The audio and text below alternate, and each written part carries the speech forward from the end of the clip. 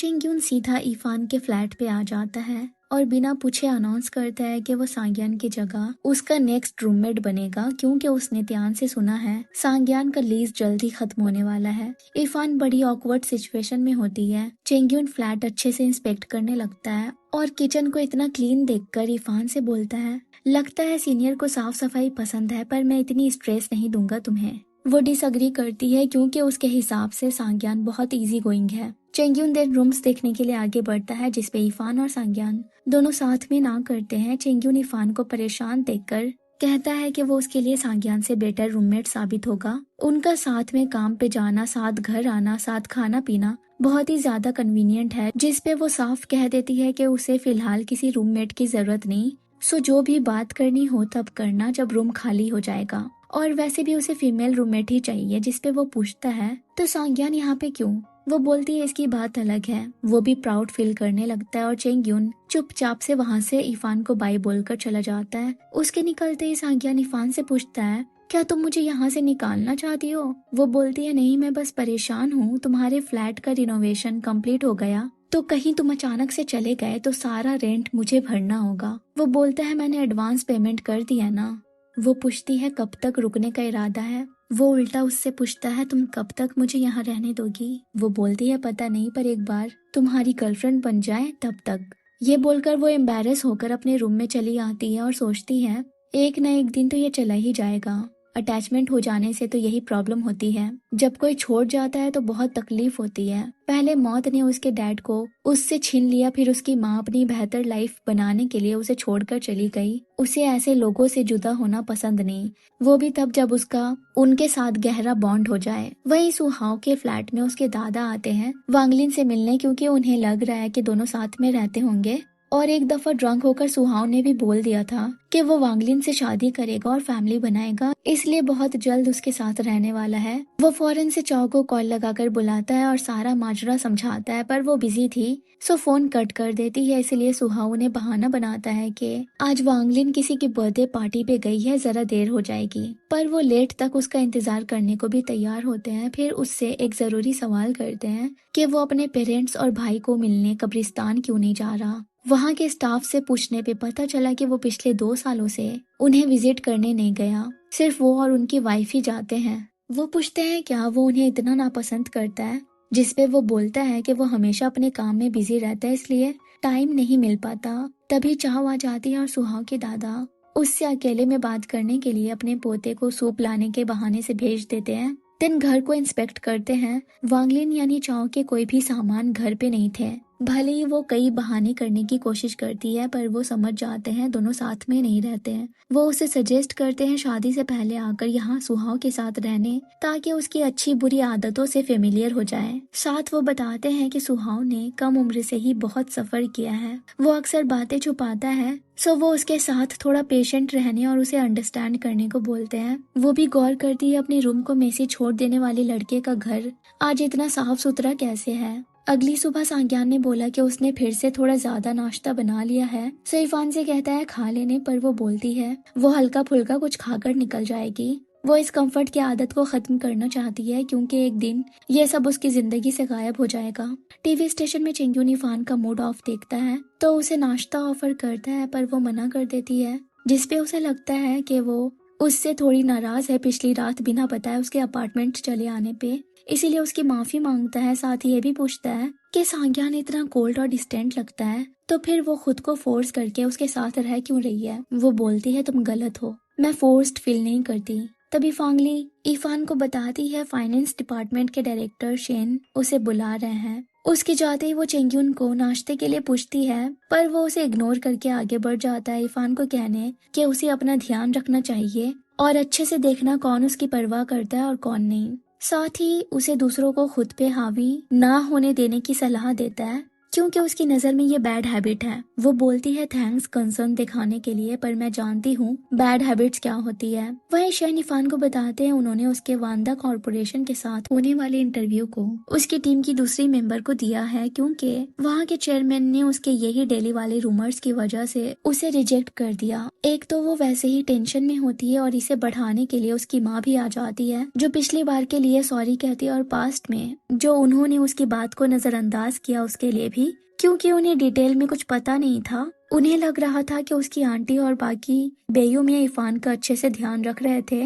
वो उस वक्त उसे वापस लाना चाहती थी, पर उन्हें डर था कि बार बार उसके मूव होने से उसके एंट्रेंस एग्जाम में इसका असर पड़ेगा। वो उसके नानवू यूनिवर्सिटी के एडमिशन तक रुक रही थी, पर वो यही इतनी दूर चली जाएगी इस बात का उन्हें अंदाजा नहीं था। वो बार बार कहती है कि वो सब सही कर देंगी, पर कुछ जख्म ऐसे होते हैं जो कभी नहीं भरते।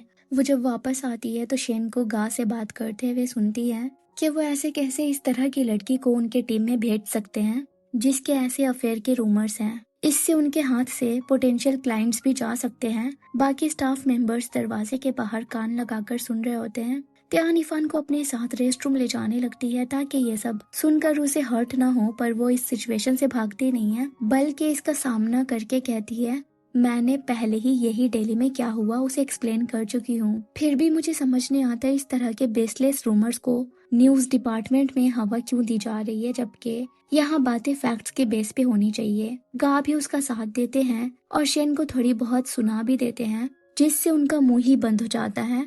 चिंग्यून काफी इम्प्रेस्ड होता है और उसे कहता है कि तुमने तो वाकई में अपने बैड हैबिट को ब्रेक कर दिया।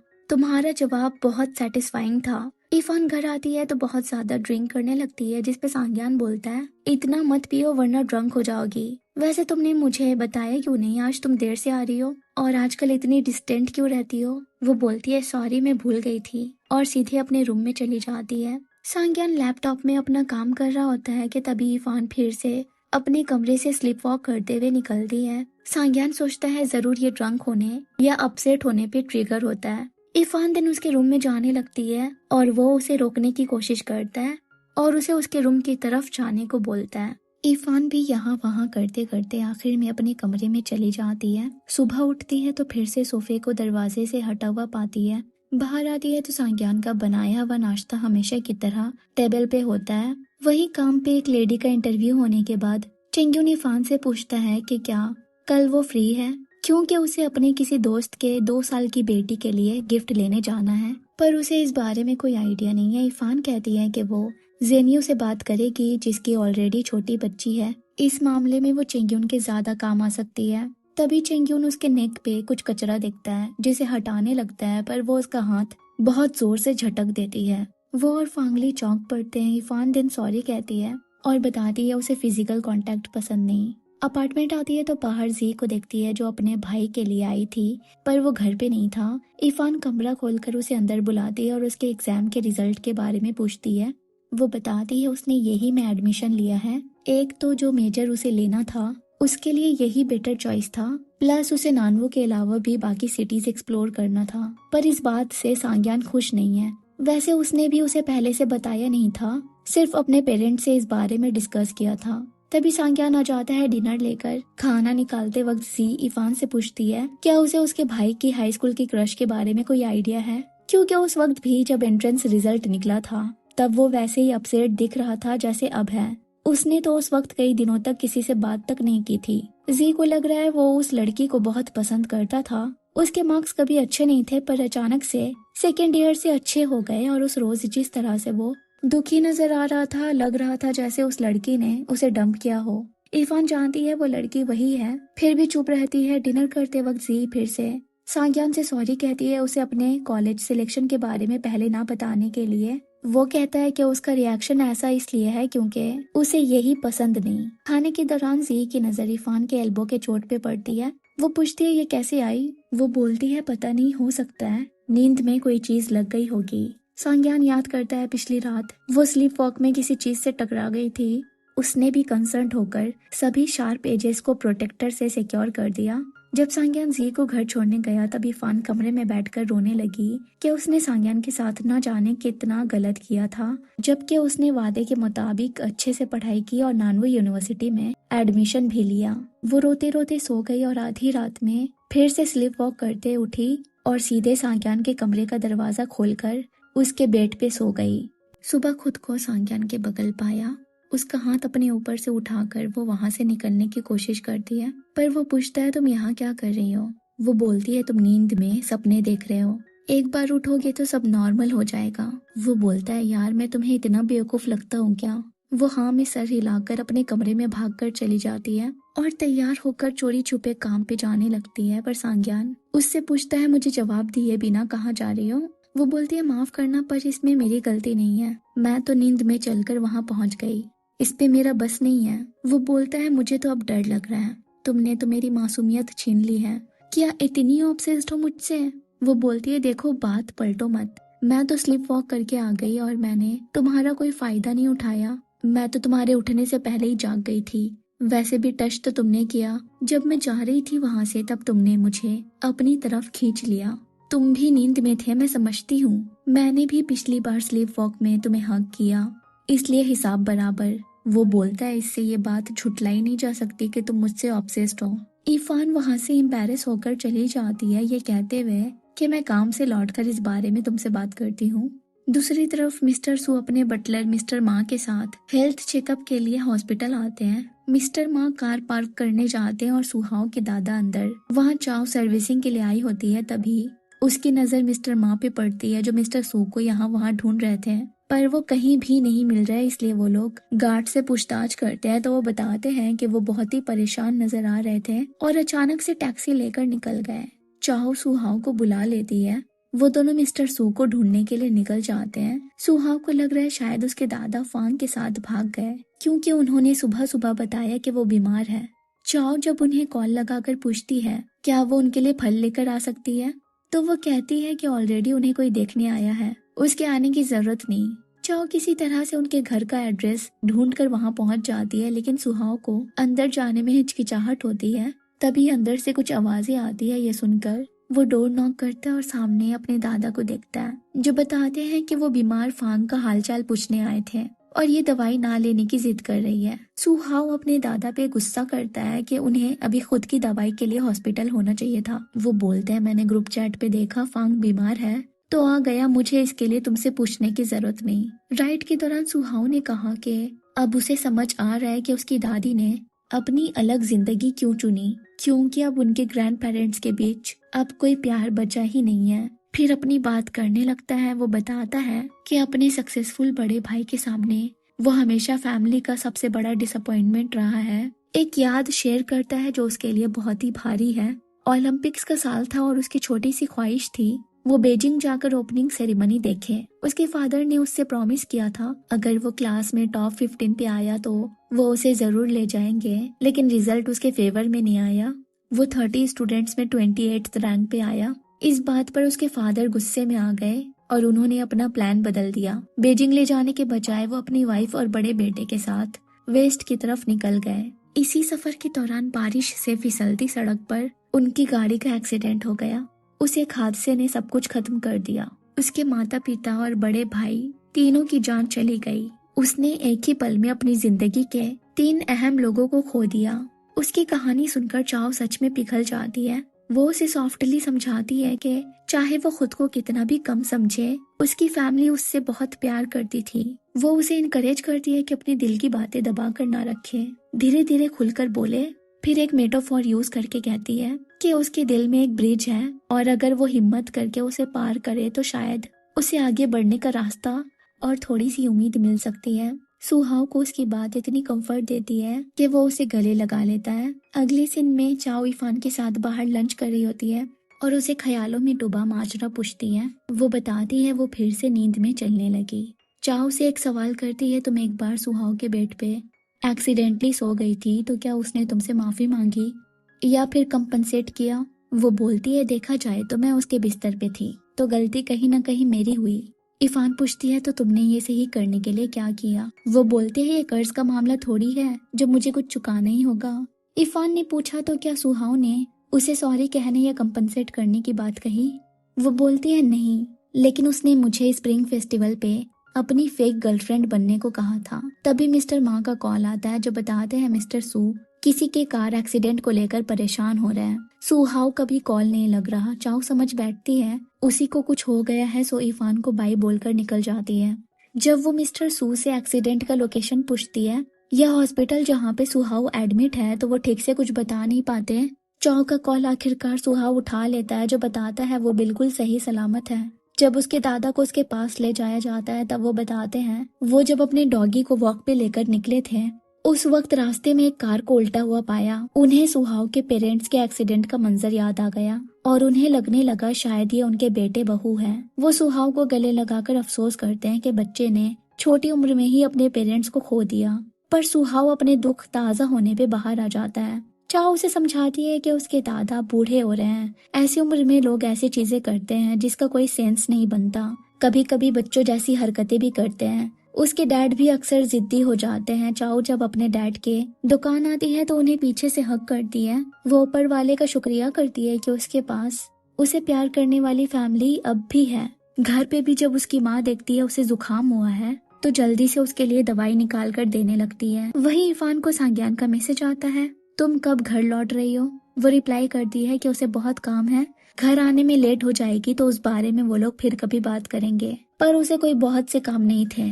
वो टाइम लंबा खींचने के लिए चेंग्यून के साथ गिफ्ट खरीदने आ जाती है, पर वहाँ पे भी सांग्यान के मैसेजेस आते रहते हैं जिसपे चेंग्यून उससे पूछता है कि वो दोनों अलग यूनिवर्सिटी में पढ़ते थे तो एक दूसरे से मिलना कैसे हुआ। इरफान ने बोला कि वो दोनों हाई स्कूल में क्लासमेट्स थे।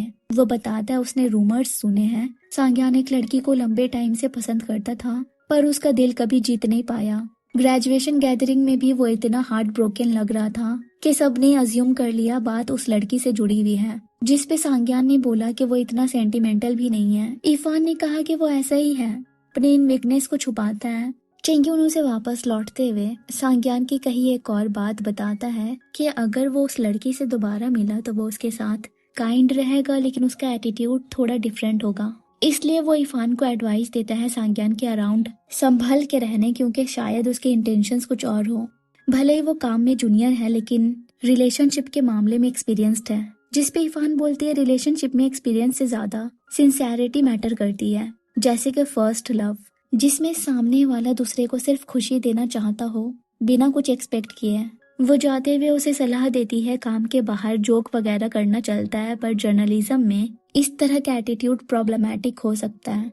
एज शी नोज के सांग्यान ऐसा कुछ बोल ही नहीं सकता। जब वो घर वापस लौटती है तब सांग्यान को नहीं पाती। तभी एकदम से वो वॉशरूम से शावर लेकर बाहर निकलता है, सिर्फ टॉवेल में, जिसपे वो अपना मुंह फेर लेती है और याद दिलाती है कि वो ऐसे बिना कपड़ों के घूम फिर नहीं सकता। वो टी शर्ट पहनकर उसे बोलता है, वैसे तो तुमने मुझे हक किया और किस भी, तो फिर क्या फर्क पड़ता है मैं कपड़े में घूमूं या बिना कपड़ों में। इरफान जल्दी से सुबह के मैटर पे बात करती है कि उससे तो स्लीप वॉक पे चेयर इधर से उधर हो जाता है तो वो ही अपने रूम को अच्छे से लॉक करके रखे। वो भी हॉस्पिटल जाकर इसका क्योर करने की कोशिश करेगी। वो उसके चिक्स पकड़कर बोलता है, तुम टमाटर जैसी लाल क्यों हो रही हो? वो कहती है, आज गर्मी बहुत ज्यादा है ना, वैसे तुम इस तरह के रिवीलिंग कपड़े पहनकर नहीं घूम सकते, हमने एग्रीमेंट किया था ना। वो बोलता है, तुम भी तो केयरफुल रहती हो ना, फिर भी वो करती हो जो नहीं करना चाहिए। फिर वो ड्रंक होने की एक्टिंग करता हुआ कहता है, देखो जब तक तुम्हारे स्लिप वॉक का कोई सॉल्यूशन नहीं निकल जाता, क्यों ना तब तक तुम दूसरे लड़कों से डिस्टेंस बनाकर रखो। मुझे अच्छा नहीं लगता तुम बाकी किसी के साथ टाइम स्पेंड करो और वो सब मेरे साथ करो। इरफान जल्दी से अपने कमरे में चली जाती है और सोचती है, जब चेंग्यून ने उसे टच करने की कोशिश की तब वो फौरन से दूर हट गई, लेकिन सांग्यान के केस में उसने माइंड नहीं किया। उसे रियलाइज होता है कि वो उसे बाकियों से अलग ट्रीट करती है, पर ऐसा क्यों समझ नहीं आता। लेकिन उसे शक है कि शायद उसकी फीलिंग्स सांग्यान को लेकर अब भी है। टीवी स्टेशन पे वो अपनी और सांग्यान की सिचुएशन को अपनी किसी फ्रेंड का बताकर ध्यान से एडवाइस लेने की कोशिश करती है कि उसकी दोस्त ने किसी लड़के के बाजू में रात भर गुजारी और सुबह वो लड़का बोल रहा है कि उसका फायदा उठाया गया है। फिर एक बार वो शर्टलेस उसके फ्रेंड के सामने आ जाता है, तो क्या ये सब वो जानकर कर रहा है? टियान बहुत कंफ्यूज्ड होती है, इसलिए चेंग्यून और बाकियों से हेल्प मांगती है और सारा किस्सा उन्हें भी सुनाती है। कोई बोलता है वो लड़का जरूर उसे अपनी एक्स समझ बैठा होगा। तो कोई कहता है ये उसके फ्लर्ट करने का तरीका हो सकता है, किसी का कहना होता है कि वो लड़की का एडवांटेज लेना चाहता था, और कोई तो बोलता है कि वो लड़की को नापसंद करता है पर खुद को रूड नहीं दिखाने के लिए कूल बन रहा है। ये सब सुनकर इरफान सोच में पड़ जाती है कि शायद उसे किसी से इस बारे में बोलना ही नहीं चाहिए था। इरफान कंफ्यूज्ड होकर सफाई करते हुए सांग्यान को घूरी जाती है और सोचती है कि इसकी पर्सनैलिटी के हिसाब से वो ऐसा क्यों ही करेगा। अगर उसे कोई पसंद नहीं है तो वो सीधे बोलेगा, पर क्या पता वो मुझसे पास्ट का बदला लेना चाहता हो। नहीं, मैं बहुत अच्छे से जानती हूँ वो ऐसा इंसान नहीं है जो बदला लेने के बारे में सोचे, जबकि उसने पास्ट में मेरी कितनी बार मदद की, हमेशा मेरे साथ खड़ा रहा। पर उसे इस बात का आज भी पछतावा होता है कि उसने पास्ट में सांग्यान को बहुत ही ज्यादा हर्ट किया। अपनी कंफ्यूजन के बावजूद उसके अंदर कहीं ना कहीं ये एहसास था कि सांग्यान एक अच्छा इंसान है। वो दिल से चाहती है कि वो हमेशा ऐसे ही जिंदा दिल रहे, रोशनी से भरा हुआ और अपनी चमक कभी न खोए। इसलिए वो रात में उसके दरवाजे के बाहर से कहती है, जिस तरह की सिचुएशन मेरी चल रही है, मेरा किसी रूममेट के साथ रहना सही नहीं। मैं जल्द से जल्द एक रूम वाले फ्लैट में शिफ्ट हो जाऊंगी ताकि तुम्हें फ्यूचर में मेरी वजह से कोई परेशानी ना आए। इसलिए वो चाव के साथ अपार्टमेंट देखने आती है, पर चाव को रूम काफी छोटा लगता है, वो सेटिस्फाई नहीं लगती। इरफान के साथ उसके घर आती है तो कमरे में लाइट्स और पैडिंग स्ट्रिप्स देखती है। इरफान ने बोला कि ये सब सांग्यान ने लगाया, जिसपे वो कहती है उसे जरूर फिक्र होती होगी कहीं तुम स्लीप वॉक पे खुद को चोट ना पहुंचा लो। चाओ उससे पूछती है क्या उन दोनों के रिकंसिल करने का 1% का भी चांस नहीं है क्या उसका यहाँ से जाना सही है। वो बोलती है हाँ, चांस नहीं है और यहाँ से मेरे जाने में ही उसकी भलाई है। तभी उसे एजेंट का कॉल आता है जिसने उन्हें रूम दिखाया था। वो पूछते हैं क्या वो फ्लैट ले रहे हैं। इरफान बोलती है कि वो थोड़ा सोच रही है, जिसपे वो कहता है हाँ सोच लीजिए, पर अगर लेना हो तो कल रात तक डिपॉजिट जमा कर देना, वरना मैं किसी और क्लाइंट को वो दे दूंगा। रात तक चाओ इरफान को बताती है उसका दिल भी करता है कभी कभी मूव आउट करने का, पर अपनी माँ को देखकर नहीं कर पाती, जो सुबह सवेरे उठकर पूरी फैमिली के लिए नाश्ता बनाती है, खाना तैयार करके शॉप में रात तक काम करती है। अगर वो चली गई तो उनका हाथ कौन बटाएगा। पर उसकी माँ को लगता है कि उनकी बेटी रेंट के पैसे सेव कर रही है। इरफान सोचने लगती है कि अक्सर लोग दूसरों को खुश रखने में इतना उलझ जाते हैं कि अपनी खुद की जरूरतों को पीछे छोड़ देते हैं। सुबह जब चाव की आंख खुलती है तो इरफान बगल में नहीं होती। वो यहाँ वहाँ दिखती है, पर वो मिलती है सांग्यान के बेडरूम में, जो खाली था क्योंकि वो बिजनेस ट्रिप पे गया हुआ था। पिछली रात घर नहीं लौटा और इरफान स्लीप वॉक करके वहाँ सो गई। वो चाव के साथ हॉस्पिटल अपने स्लीप वॉक के क्योर के लिए आती है। डॉक्टर उसे सजेस्ट करती है अपने स्लीप शेड्यूल सही करने और जितना हो सके स्ट्रेस से दूर रहने और किसी चीज का प्रेशर ना लेने, क्योंकि इन सब से ही स्लीप वॉक ट्रिगर होता है। चाव को लग रहा है स्ट्रेस की वजह सांग्यान है, क्योंकि उसके साथ रहने के बाद से ये सब शुरू हुआ। इरफान बोलती है कि वो इतना प्रेशर नहीं देता कि उसे स्ट्रेस फील हो, इवन वर्कलोड भी नहीं है। पर इरफान अच्छे से जानती है ये सब तब से हो रहा है जब से वो अपनी माँ और आंटी से मिली है। चाव उसे स्ट्रेस रिलीफ करने के लिए डेटिंग का सजेशन देती है सांग्यान से, अगर उसे आगे कुछ नहीं बढ़ाना तो किसी नए के साथ। पर वो इंटरेस्टेड नहीं होती, प्लस उसे फ्लर्ट करना भी नहीं आता। तो चाव उसे ये कैसे करते हैं सिखाती है, पर खुद इसका कोई एक्सपीरियंस नहीं है। तभी उसकी नजर सुहाव के दादा पे पड़ती है, जो यहाँ वहाँ जा रहे होते हैं, पर किस डिपार्टमेंट में चेकअप कराना था भूल गए। तभी मिस्टर माँ आकर उन्हें अपने साथ न्यूरोलॉजी डिपार्टमेंट ले जाते हैं। चाव जल्दी से सुहाव को कॉल लगाती है, जिसे अब तक लग रहा था कि उसके दादा हॉस्पिटल सिर्फ अपने डायबिटीज का चेकअप कराने जाते हैं। पर जब वो वहाँ आता है तब डॉक्टर से पता चलता है उसके दादा को डिमेंशिया हुआ है, जिसका कोई क्योर नहीं है। अर्ली स्टेज है, इसलिए सिचुएशन और खराब होने से रोका जा सकता है। बस उनकी ट्रीटमेंट और केयर पे सुहाव को ध्यान देना होगा, पर वो बहुत क्लूलेस होता है। चाओ एक लेडी को जानती है जो अपने डिमेंशिया से जूझ रहे हस्बैंड की देखभाल पिछले 10 सालों से कर रही है। वो सुहाव को सजेस्ट करती है एक बार उनसे एडवाइस लेने को। जब वो घर लौटता है तब बटलर माँ बताते हैं उसके दादा का बूढ़ा डॉग मर गया, जो पिछले 16 साल से उनके साथ था। वो उसके गम में उदास बैठे होते हैं। सुहाव भी उनका दुख बांटने के लिए उनके पास बैठ जाता है। वहीं सांग्यान रूम में ज्यादातर आता नहीं, काम में ही बिजी रहता है। पर चाव इरफान को बताती है कि उसके फैमिली उसे ब्लाइंड डेट्स पे भेज रहे हैं। इत्तेफाक से वो उस रात अपने बिजनेस ट्रिप से वापस लौट आता है। इरफान ने उसके लिए भी स्नैक्स मंगवाए थे जो वो उसे ऑफर करती है। इवन तो उसने अपने लिए सूप लाया था, पर वो उसे मना नहीं करता और फिर उसके डॉक्टर से अपॉइंटमेंट के बारे में पूछता है। वो बताती है उन्होंने स्लीप साइकिल सही करने और स्ट्रेस कम लेने को कहा है और ये भी कि ऐसे टाइम पे एक रूममेट का होना बहुत ही अच्छा है। वो पूछता है क्या अब भी तुम यहाँ से जाना चाहती हो? वो बोलती है नहीं, मेरा वैसे भी कभी ऐसा कोई इरादा नहीं था। ये सुनकर सांग्यान के चेहरे पे स्माइल आ जाती है। तभी इरफान को रियल एस्टेट एजेंट का कॉल आता है जो उसे और भी कुछ प्लेसेस ऑफर करते हैं, पर वो मना कर देती है। अगले दिन सांग्यान की माँ अपने बेटे से मिलने केसिन नाम की लड़की के साथ आती है। सांग्यान की माँ को इरफान जानी पहचानी लगती है। वो बताती है उन्होंने उसे हाई स्कूल में देखा था। ये सुनते ही उन्हें फौरन से याद आ जाता है ये वही है जो उनके बेटे की क्रश हुआ करती, जिसकी वजह से सांग्यान का एवरेज मार्क्स एक्सीलेंट हो गया। वो बताती है कि उनके बेटे ने कभी कॉलेज में डेट नहीं किया, इसलिए उन्हें उसकी फिक्र होती रहती है। इरफान उन्हें अकेले में बात करने के लिए छोड़कर अपने रूम में चली जाती है। सांग्यान की माँ उसे साइड ले जाकर पूछती है आखिर चल क्या रहा है? जिस लड़की के साथ तुम्हें सेट कराया गया उससे तुम टच में नहीं हो। अगर तुम्हारे दिल में कोई और है तो बता दो, ताकि हम भी तुम्हारे लिए ब्लाइंड डेट्स अरेंज करना बंद कर दें। क्या वो लड़की अब भी तुम्हें पसंद है? क्या वो तुम्हारी गर्लफ्रेंड बन गई है? वो कहता है अब तक तो नहीं। ये सब कॉन्वर्सेशन से इरफान को लगता है कि शायद सांग्यान केसिन को लाइक करता है।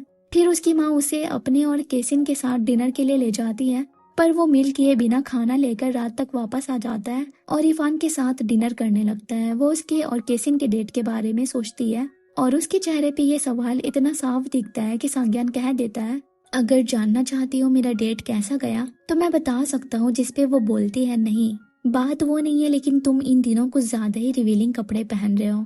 वो बोलता है क्यों, तुम्हें डर है कि तुम अपना कंट्रोल खो दोगी? वैसे गलती तुम्हारी नहीं है, मैं हूँ ही इतना हैंडसम कि लड़कियां मेरे लिए क्राइम तक कमिट कर ले। जिसपे इरफान के मुंह से निकल जाता है कि वो डर रही है कहीं सच में उससे कोई क्राइम ना हो जाए। चाहो कि सिखाए फ्लर्टिंग स्किल्स बहुत अच्छे से उस पे काम कर रहे होते हैं। सांग्यान उसे टीज करता हुआ पूछता है अच्छा तो गुनाह करने का इरादा है तुम्हारा मेरे साथ? वो ऑकवर्ड होकर बोलती है नहीं, मैं तो बस तुम्हारी बात का जवाब दे रही थी। पास्ट में नानवू यूनिवर्सिटी में सांग्यान को अपनी माँ का मैसेज आता है। वो याद दिलाती है कि कल फर्स्ट फ्रॉस्ट के साथ टेम्परेचर काफी गिरने वाला है, इसलिए वार्म क्लोथ्स पहनना। ये सुनकर उसे इरफान का बर्थडे याद आ जाता है जो फ्रॉस्ट डिसेंट के दिन आता है। वो बार बार उसका नंबर डायल करता है पर हर बार एक ही जवाब मिलता है कि ये नंबर एग्जिस्ट नहीं करता। फिर वो अपना फोन उठाता है और एक बॉक्स में रख देता है जिसमें उसने बेयू के सफर के पुराने टिकट्स संभाल कर रखे थे।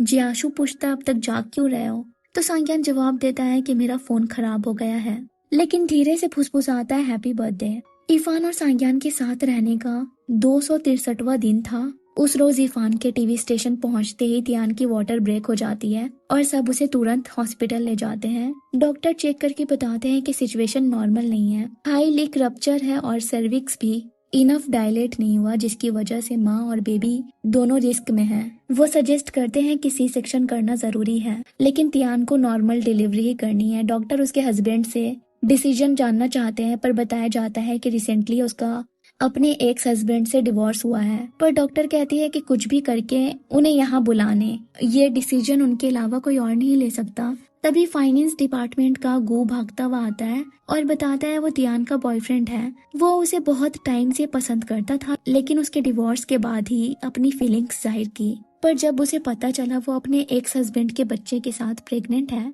तो उसने उसे और उस बच्चे को खुले दिल से एक्सेप्ट किया। वो बस चाहता है दोनों डिलीवरी टाइम से ही सलामत हो। अंदर तियान ट्राई करती है और नॉर्मल डिलीवरी से उसे बेबी गर्ल होती है। जब तियान को ओटी से बाहर लाया जाता है तब गु बताता है उसके फादर ना होने की वजह से उसे अंदर जाने नहीं दिया जा रहा था। फिर उससे वादा करता है इस बच्चे को अपने बच्चे की तरह प्यार और सपोर्ट करेगा। ये सीन देखकर सभी इमोशनल हो जाते हैं। इरफान ये खुशखबरी सांग्यान को सुनाती है, वो भी उसे कॉन्ग्रेचुलेट करता है। एक तरफ नई जिंदगी के आने की सभी खुशी मना रहे होते हैं, वहीं सुहाव के दादा अपने डॉगी के जाने का गम। फर्स्ट फ्रॉस्ट के दिन उसकी प्रॉपर फ्यूनरल करते हैं। इरफान और चौ भी मौजूद होती है।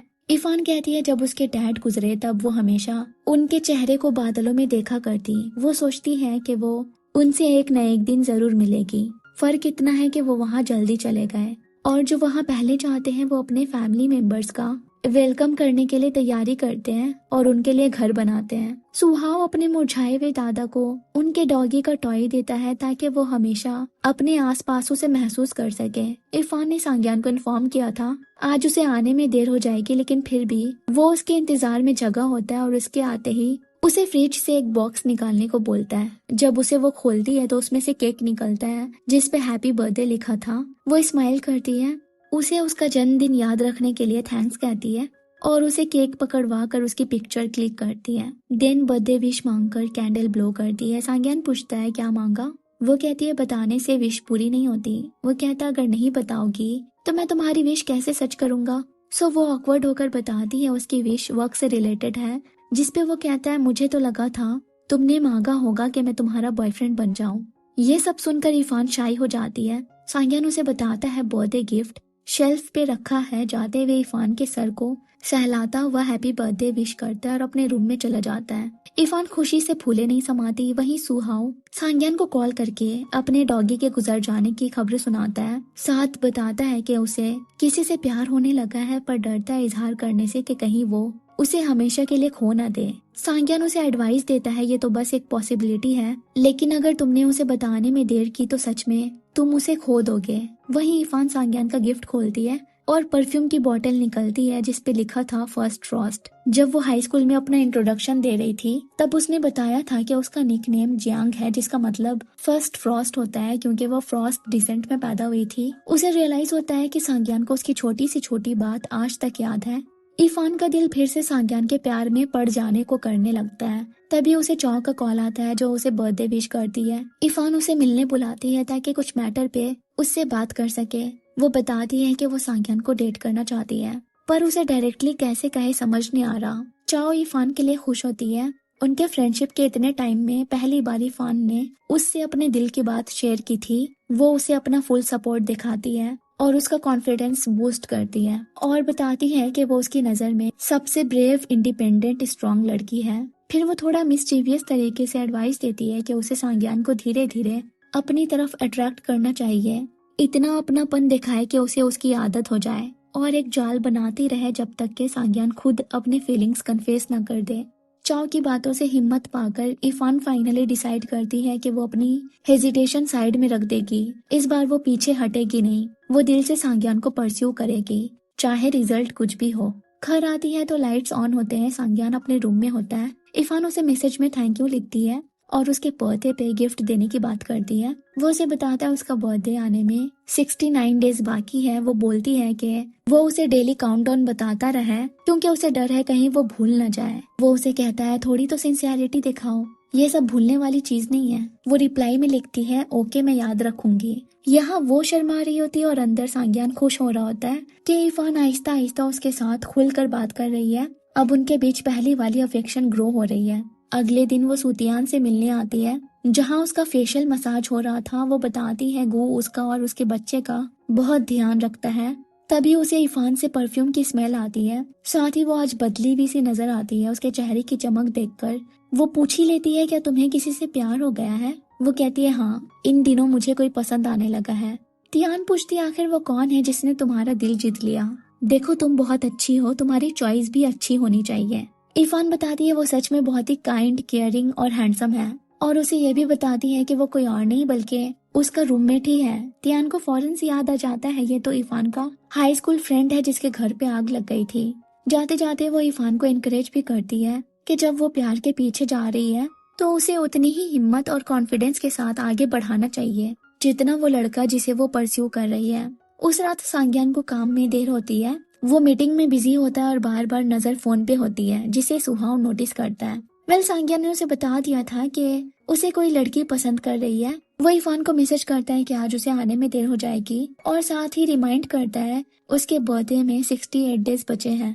वो उसे याद इसीलिए दिला रहा है ताकि वो उसे गिफ्ट देना ना भूल जाए, जैसे कि उसने पहले भी कई बार उसे रीपे करना भूल गई, जैसे उसका उसे हग और किस करना, और अब तक उसने उसे कंपनसेट नहीं किया। वो सोचती है अगर स्लीप वॉक में वो ऐसी हरकत करती रही तो शायद सांग्यान का इंटरेस्ट उससे खत्म हो जाएगा।